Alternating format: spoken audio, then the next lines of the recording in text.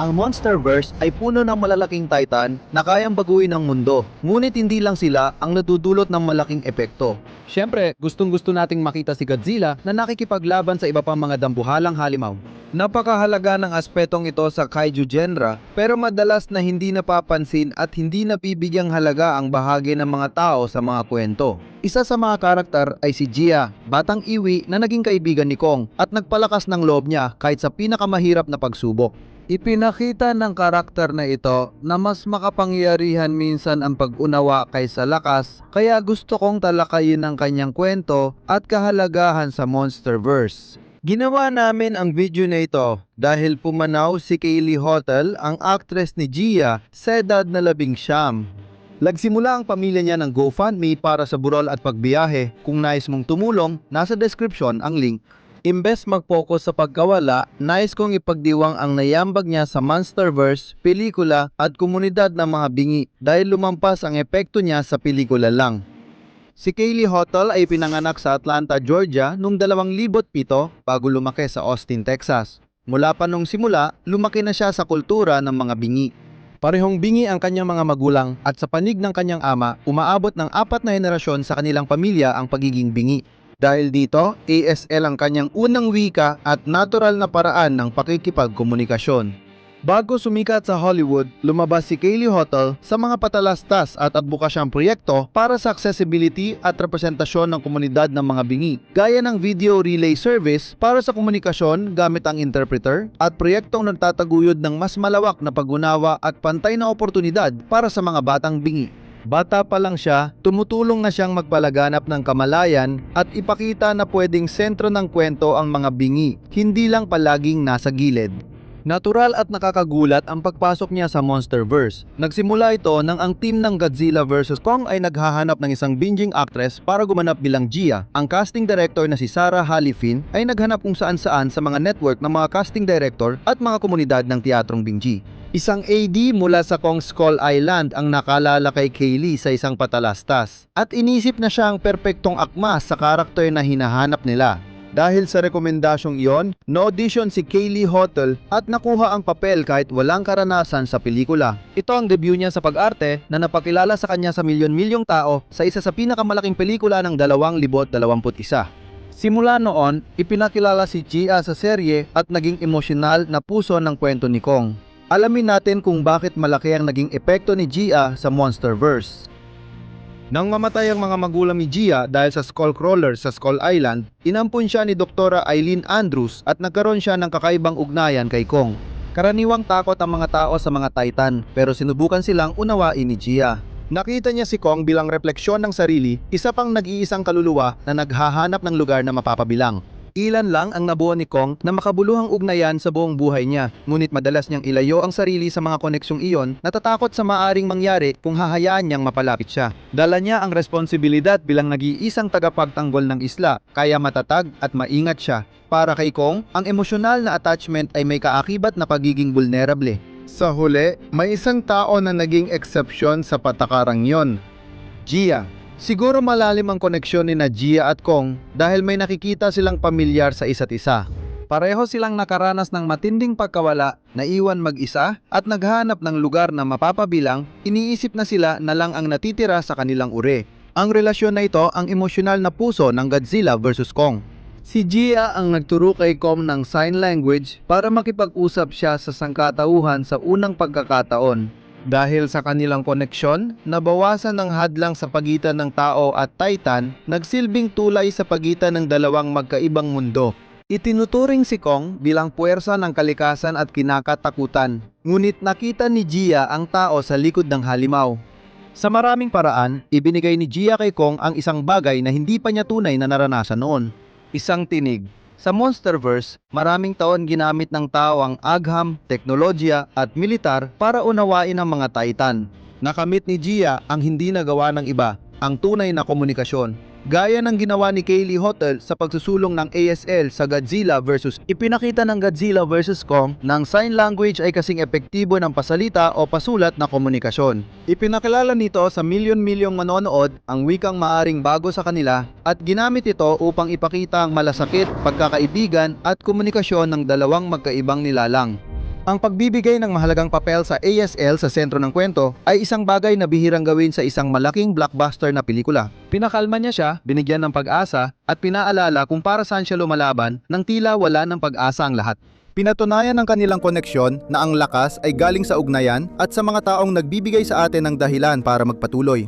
Sa pagpapatuloy ng Monsterverse, mas naging mahalaga ang papel ni Gia at dito siya nagsimulang magningning. Kinatawan niya ang hinaharap ng pamumuhay ng mag-asama, pinatunayan na ang pag-unawa at malasakit ay kayang magawa ang hindi kayang gawin ng sandata.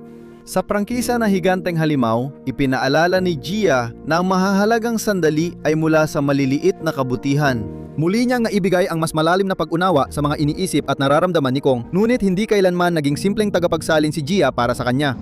May sarili siyang paglalakbay tungkol sa pagkakakilanlan, pagkabilang at pagtuklas ng pinagmulan. Matagal nang gustang maunawaan ni Gia ang kanyang lahi at kasaysayan, naniniwalang siya na lang ang natitirang iwi. Matapos matuklasan ng sibilisasyon ng iwi sa Hollow Earth, muli siyang nakaugnay sa kulturang akala niya'y nawala na. Ipinapakita sa kwento ni Gia na ang pagkakakilanlan ay hindi lang base sa pinagmulan, kundi pati sa mga nagmamahal at sa lugar na tinuturing mong tahanan. Ang kanyang paglalakbay ay sumasalamin sa usapan ng pagkakakilanlang kultural, pamana at balanse sa pagtanggap ng nakaraan at pagpapahalaga sa buhay na nabuo mo. Napakagandang kwento ito na pinaglalagom ang mga tema ng Godzilla vs. Kong sa makabuluhan at emosyonal na paraan. At ito ay isang paglalakbay na sumasalamin din sa paglalakbay ni Kong habang sa wakas ay natagpuan niya ang bagay na matagal na niyang hinahanap, isang lugar kung saan siya tunay na nabibilang. Mas pinalalim pa ito dahil sa koneksyon ni Gia kay Mothra. Sa mitolohiya ni Godzilla, si Mothra ay sumisimbolo ng pagkakaisa, proteksyon at ugnayan ng tao at kalikasan. Ang ugnayan niya kay Gia ay parang pagpapatuloy ng lahat ng sinimbolo ng mga karakter sa buong Monsterverse, pag-unawa, balanse at mapayapang pakikipamuhay. Sa tulong na koneksyon niya kay Mothra, naging tulay si Gia sa mga mundo at tumulong makipagkomunika kay Godzilla. Pinapatibay nito ang ideya na kahit malalaking alitan ay kayang maresolba kung pipiliin nating umunawa sa halip na lumaban. Matagal di hinanap ni Gia kung saan siya nababagay. Nawala ang pamilya niya, naniwala siyang siya na lang ang natitirang iwi at nahirapan siyang makita ang lugar niya sa pagitan ng makabagong mundo at ng kanyang pamanang iwi. Ipinapakita ng koneksyon ni Mothra na kabilang siya sa dala ang nakaraan at nagsisilbing tulay sa hinaharap. Sa tunay na mundo, madalas tayong nagkakahiwalay dahil sa alitan at hindi pagkakaunawaan. Ngunit ang kwento ni Gia ay nagpapaalala ng lakas ng pagmamahal, empatya at komunikasyon. Ang kanyang paglalakbay ay tungkol sa pag-alis ng hadlang sa magkaibang tao at pagpapakita ng pag-unawa ang unang hakbang sa koneksyon. Ang kahalagahan ni Gia ay lumampas din sa mismong Monsterverse. Godzilla vs. Isa ang Godzilla vs. Kong sa unang blockbuster na naglagay ng binging karakter, ginampanan ng binging actress sa emosyonal na sentro ng kwento. Para sa maraming manonood na bihirang, kung meron man, makakita ng isang tulad nila na kinakatawan sa ganitong kalaking antas, naging makapangyari ang simbolo si Gia ng kung ano ang maaaring ibig sabihin ng representasyon. Mahalaga ito dahil ngayon lang nila nakita ang sarili bilang bayani, hindi side character o biro, isang taong kayang makipag-usap sa mga Titan.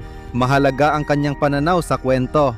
Ang pagkakaroon ng binging karakter bilang bayani sa isang pandaigdigang prangkisa ay nagpakita sa marami na may puwang din ang kanilang karanasan at tinig sa mundong ito. Nagbubukas siya ng oportunidad para sa mga susunod na binging actor at filmmakers, patunay na pwedeng sentro ng blockbuster stories ang representasyon. Dagdag pa, ang paglalakbay ni Gia ay sumisimbolo sa mas malawak na kultural na pagkakakilanlan. Para sa mga nakaramdam ng pagkalito sa dalawang mundo, ipinapakita ng kanyang kwento na ang pakiramdam na nabibilang ay nagmumula sa pagtanggap sa iyong pinagmulan at sa pagpapahalaga sa mga tao at karanasang humubog sa iyo. Mas nakakalungkot ang pagpanaw ni Kaylee Hotel dahil kasunod ito ng pagkawala ng isa pang mahalagang personalidad sa Monsterverse. Si Sam Neill, ang maalamat na aktor na kilala sa Jurassic Park na nakatakda ring lumabas sa Godzilla x Kong Supernova. Nakakalungkot para sa mga tagahanga na mawalan ng dalawang kahangahangang artista sa prangkisang ito sa maikling panahon. Bukas na ibinahagi ni Sam ang laban niya sa blood cancer at ang kanyang pagpanaw ay nagbigay pansin sa sakit na ito na apektado ang milyon-milyon sa mundo. Ito ang dahilan kaya naglunsad kami ng bagong fundraiser sa Dangerville Gives para suportahan ang Blood Cancer United. Layuning magpalaganap ng kamalayan at tumulong sa paghahanap ng mas mabuting mga gamutan at balang araw isang lunas. Napaka-personal ng adikaing ito para sa akin. Kamakailan ko lang nalaman na may blood cancer din pala ang aking ina tulad ng kay Sam. Kaya malalim akong tinamaan ng kanyang kwento at pagpanaw. Sa halip na magluksa lang sa mga pagkawala na ito, gusto kong gumawa ng isang positibong hakbang para makatulton sa pananaliksik at sana ay makagawa ng pagbabago para sa mga susunod na henerasyon. Nais naming makalikom ng $2,500 kaya kung makakapagbigay ka man lang kahit $1, lubos naming itong pahahalagahan. Si Kaylee Hotel ay mabilis na naging inspirasyon sa set ng Monsterverse. Maliban sa kanyang pagganap, ang saya, kabaitan at sigasig niyang dala sa produksyon ay nag-iwan ng malakas na impresyon sa mga tao. Dahil sa kanyang presensya, naengganyo ang cast at crew na higit pang matuto tungkol sa kultura ng mga bingi at sa American Sign Language at marami sa kanila ang naglaan ng oras na direktang makipag-usap sa kanya sa halip na umasa lang sa mga interpreter. Sumasalamin sa puso ng karakter ni Gia ang diwang iyon ng pagsasama.